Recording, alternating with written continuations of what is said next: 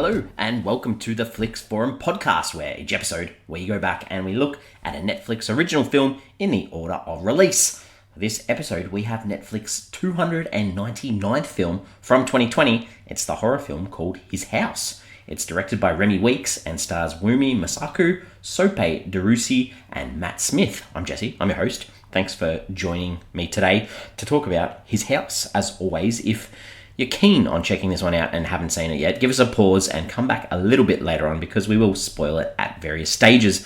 But we do kick off the show with the Fast Flicks, where we do a quick little summary of what the film is all about. So this one is about a couple who escape war-torn Africa for a fresh start in London, but they struggle to overcome their past. Intriguing, hope that intrigues you. We'd like to talk about how this one ended up on Netflix. So this one, the film His House, was developed by a British production company called Starchild Pictures, which is run by the producers Ed King and Martin Gentiles. In August of 2017, it was announced that Remi Weekes would direct this film from a screenplay that he had also written. The Weinstein Company actually filed a lawsuit against Starchild Pictures, claiming they had backed out of an unsigned distribution agreement. We then go forward to March of 2018, where it was announced that Wunmi Mosaku, Sope, Dirisu had joined the cast of the film, with the lawsuit not proceeding and the Weinstein Company no longer attached. New Regency Pictures, BBC Films and Vertigo Entertainment were set to finance and produce the film. So Remi Weekes, while researching his screenplay, he was struck by how many immigrants were sold on coming to the UK, because it's the land of Charles Dickens, Jane Austen and the royal family. Whereas in reality for immigrants, it's these grey concrete housing estates in deprived areas, and something that he wanted to visually bring to this film, which is quite clear at various stages in this film too. This film did have its world premiere at the Sundance Film Festival on the 27th of January 2020, where Netflix quickly, they snatched up the distribution rights ready to go and were happy to put this on their service.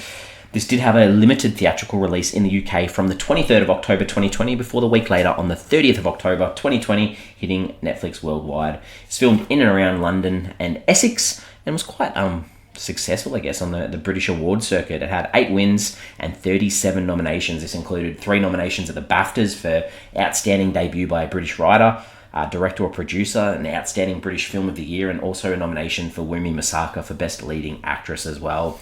Around the world, translations for this film. In Portuguese, it's called What's Left Behind, and another subtitle is Unwanted Guest. So I like the first one for that. That's not bad in context of this film. In Japanese, it's called House of Beasts. Not sure I'm sold on that one. In Romanian, it's called It's Not Our House, and in Chinese, it's called Exotic Ghost House. A horrible title. Sorry, in China, that's really bad. What are the critics and audiences saying about this film?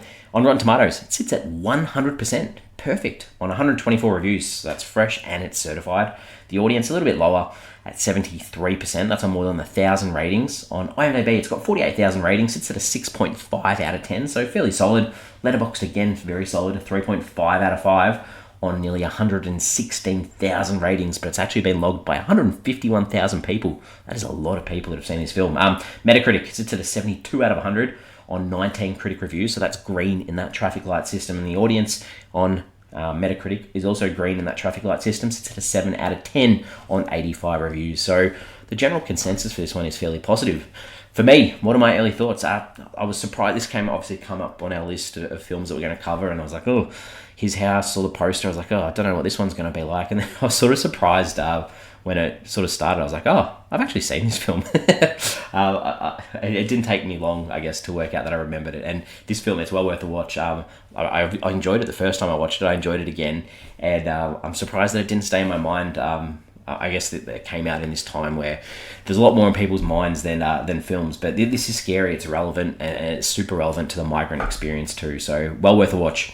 Let's talk about the characters. So we'll talk about Bol. Bol's our main character. He's the man of the house, and this is his house. He's given up everything in his homeland to make his own life in London. And obviously we know, and we're told multiple times, that he worked in a bank back in Africa, but he's so desperate to try and fit into this and assimilate into this new society, because he wants to make him and his wife, Rial, their life as easy as possible. And we constantly hear that he believes that they're the good ones, they're the good migrants, they're the ones that want to fit in, they want to do the right thing, even though the way they ended up getting to the UK was probably not all about being good. But sometimes I guess you've got to do bad at times to escape bad situations, and that's where we have his wife Rial, who sort of not opposite, but sort of counteracts what he's like in this experience, because she wants to, I guess, call her husband out at various times in this film about lying, and he obviously lies to protect her, but at the same time she wants the truth, and she is struggling with this move more than he is, and feels this guilt and the regret for how they ended up getting there to England. And obviously this is we're getting to the spoilers already, because we talk about Nyagag, who is we see the opening scene of this couple, Bol and Rial, taking this young girl with them on this boat to escape, and throughout the film you assume that it's their daughter, but we find out towards the end that it's not their actual daughter, and they took this girl off their mother. So almost like, yes, they're looking out for this girl, but at the same time they're looking out for themselves. They've taken her so they can escape, because they're taking children with them. So a very, very interesting situation, which often I'm sure happens in real life too. The only other character in this film, I guess, is Mark, who's played by Matt Smith. He's sort of the government representative who works with migrant families.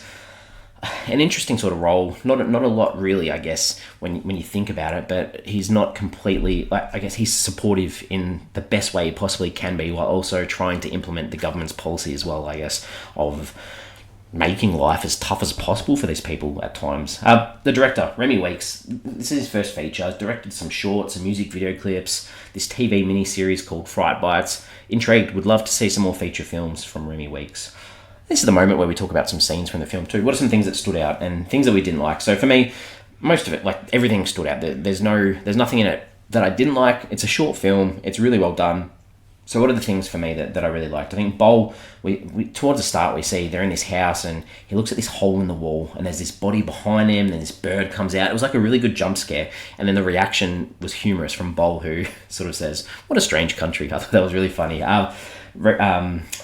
We see Rial and Bol, they wake up one morning in their new house and they look out the window and she's like, "Oh, look, there's their queen." And it's just this old lady walking down the street with grey hair. That was quite funny. And then there's sort of like this comment, "Well, where's Charles?" It really made me laugh. It's some humorous moments in this situation too. Bol has this experience where there's a pastor, I guess, at a church who takes him in, gives him some supplies, and he ends up at a pub with all these men drinking and watching the soccer and singing, and he goes home and tells Rial this story, and she's sort of like, "That's the worst song I've ever heard." I thought that was funny too. So some good moments. There's a scene where Rial leaves the house to sort of experience outside, and she goes for a walk. The confusion, this was sort of mentioned in the feel that the director wanted, but that confusion of her walking around, getting lost in this like concrete jungle, especially with her, seeing this group of black kids that she's like, "Oh, cool, they'll help me out." And she asks for help and they sort of like tell her to go back to Africa. Just that, how hard it is to fit in. I thought that was really well done. And then the same with Bol. We see him go to the shopping centre or the shopping mall, and as soon as he goes into a shop, we see the security guard follow him straight away. So just the small little things that would make life difficult for you, just that fear that people think you're doing the wrong thing straight away. And we see Bol sort of look at this poster of this white family all wearing these nice clothes, and then he sort of buys those clothes to try and fit in. A little bit sad, but so well done. We have a scene where Bol ends up with Mark, the government representative, and he's like begging for them to get a different home because of what's happening to him in this home through trauma and grief, and it was a really good moment. And we understand that he needs to follow the rules, but the commentary from Mark was like, we all end up in places we didn't think we would be. So there's a little bit of sympathy there for him. So that was nice to see. Rial has this go at Bol after Mark and his team come out to inspect the house, and they're just so rude to him, and she has a go at him for idolising these people and begging them and thanking them for the scraps that they give them. I thought that was really well done, and she's like, let him send us back. She's like, "I'm leaving with or without you." It's just really good to see this emotional moment where she's like, "I've had enough. We don't fit in here," and so sad too. And finally, the final shot of this film. They're in the house, they've tidied it up, they're both happy to stay, but that idea of ghosts and the past still following them, like never really leaving them. Especially we get this vision of the girl that they took that we thought was the daughter, as well as all the other people from the boat on their journey over too. Really well done, really good finish to the film. So what's this film trying to say? I mean, heaps. This film has lots in such a small runtime, but obviously that refugee experience, that struggle with assimilation, the idea of full acceptance, it's probably never going to be possible, and the migrant experience, it's almost us versus them, and the way that the governments and systems let people down, sort of, we'll give you asylum, but we're not going to give you citizenship. You're not allowed to work, you're not allowed to earn a living, you're not allowed to pick your own home.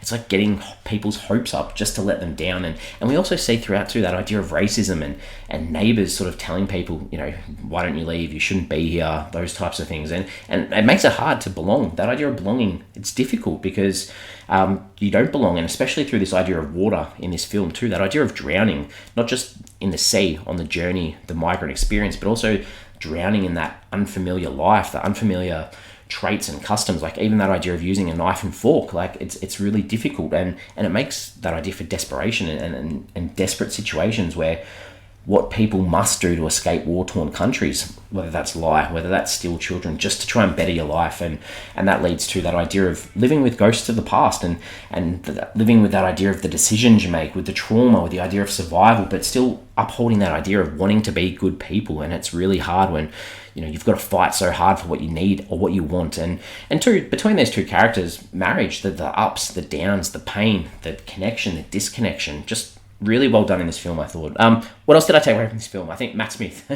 Matt Smith, he's one of my favourite doctors from Doctor Who. I was probably a little bit disappointed that we didn't get more from him. It was almost like a bit pedestrian from him, because this role, you've got this person who works for the government that is there to support refugees but also uphold policies, and I felt like he could have given more to that role than he did. So probably a little bit of disappointment from me. Some questions, some pondering, some ideas from this film.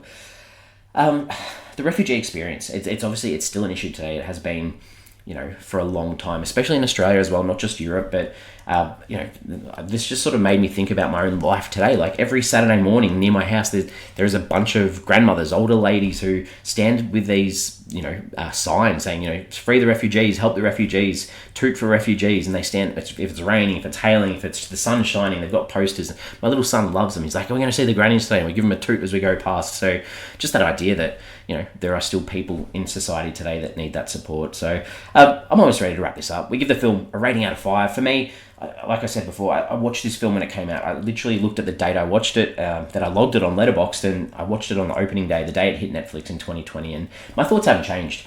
What I wrote back then stays the same today, and I'll quote it now. I was like, this is an important film. It's the struggles of those fleeing their homeland, and these struggles, they're real, and these struggles often follow them too. And there are some pure scares in this too. So for me, I'm giving this a 4 out of 5. Solid score for me, 4 out of 5. We're on socials. We've got Instagram, we've got Facebook, and we've got X, formerly known as Twitter. The question for this week that I wanted to put out there was, do you find it hard to leave the past behind? I think that's a really tricky thing to do, especially if it involves trauma and death and pain. It's really hard to overcome that without being reminded of those sorts of things as well. It's a tough question. We are back next week. Next week we are back with our 300th episode. Wow, 300 episodes. Like, we've obviously done more than 300, but 300 Netflix original films in a row. Crazy. So next week we have a international film from India. It's the Hindi horror film from 2020 called Kaali Khuhi. It's directed by Terry Samandra and stars Shabana Azmi, Sanjita Sheikh, Riva Arora, Satyadeep Mishra, and Leela Sampson. So that's what we got next week. Another horror type film. So I guess the release time we're looking at is October of 2020. So right around Halloween. Perfect timing for these films. Check that film out before next week. As always, thanks for listening, and I'll see you next week.